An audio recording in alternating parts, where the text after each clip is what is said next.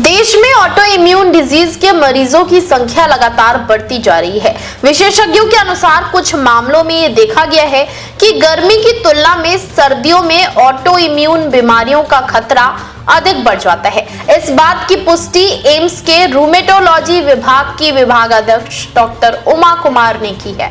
बुधवार को एम्स में आयोजित एक प्रेस वार्ता के दौरान डॉक्टर उमा कुमार ने ऑटो इम्यून डिजीज से जुड़े तमाम पहलुओं पर विस्तार से जानकारी दी और इससे बचाव को लेकर महत्वपूर्ण सुझाव भी दिए। डॉक्टर उमा कुमार ने बताया कि एम्स में इलाज के लिए आने वाले ऑटो इम्यून रोगियों की संख्या सर्दियों के मौसम में अधिक देखी जा रही है। ठंड के मौसम में शरीर की प्रतिरोधक क्षमता और पर्यावरणीय बदलाव इस बीमारी को प्रगर बनाने में आशंका बढ़ा देते हैं। डॉक्टर उमा कुमार ने बच्चों को लेकर अहम सलाह देते हुए कहा कि सामान्य तौर पर बच्चों को जरूरत से ज्यादा प्रोटेक्ट किया जाता है, जो सही नहीं है। उन्होंने कहा बच्चों को जन्म के साथ ही आरओ वाटर देने से बचना चाहिए, उन्हें सामान्य वातावरण में रहने देना चाहिए। इससे शरीर में नेचुरल इम्यूनिटी विकसित हो पाती है। उनका कहना था कि जरूरत से ज्यादा साफ सफाई और कृत्रिम सुरक्षा बच्चों की प्राकृतिक प्रतिरोधक क्षमता को कमजोर कर सकती है। वहीं डॉक्टर उमा कुमार के अनुसार ऑटो इम्यून रोग एक ऐसी स्थिति है जिसमें शरीर की प्रतिरक्षा प्रणाली यानी इम्यून सिस्टम गलती से अपने ही स्वस्थ ऊतकों, कोशिकाओं और अंगों पर हमला करने लगती है।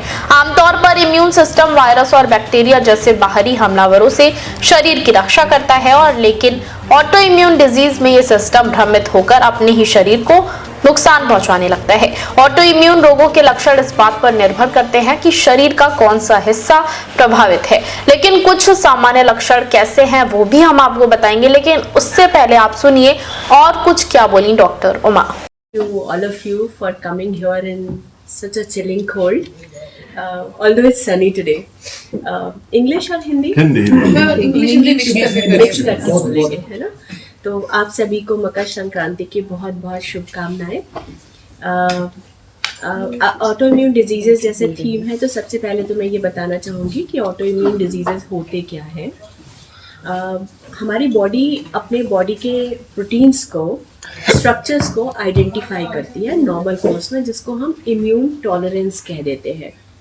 कभी कभी किन्हीं वजहों से ऐसा होता है कि हमारे जो बॉडी के प्रोटीन्स हैं उसमें कुछ ऐसा बदलाव आ जाता है जिसकी वजह से बॉडी उनको आइडेंटिफाई करना बंद कर देती है। वो सोचती है कि ये फॉरेन बॉडी है, तो जो बॉडी का इम्यून सिस्टम है वो उनको शरीर से बाहर निकालने की कोशिश करता है और इस पूरे प्रोसेस के दौरान इन्फ्लेमेशन हो जाता है, जिसे हम सूजन की स्थिति कह सकते हैं।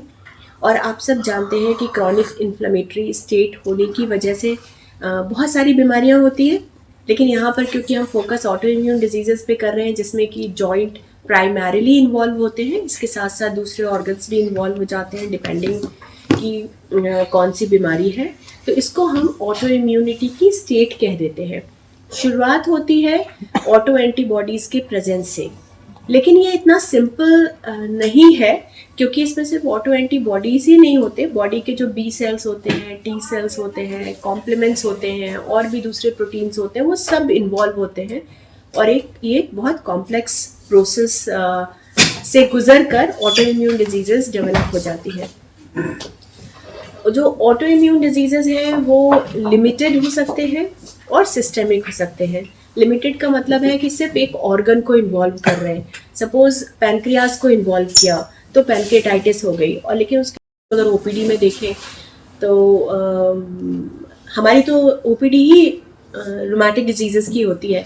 और क्योंकि ये स्पेशलाइज सेंटर है, एम्स में टर्शरी केयर सेंटर है, तो एम्स में ज़्यादातर रेफर्ड पेशेंट्स ही आते हैं और कॉम्प्लिकेटेड पेशेंट्स आते हैं, कुछ सेकेंड ओपिनियन, थर्ड ओपिनियन के लिए आते हैं।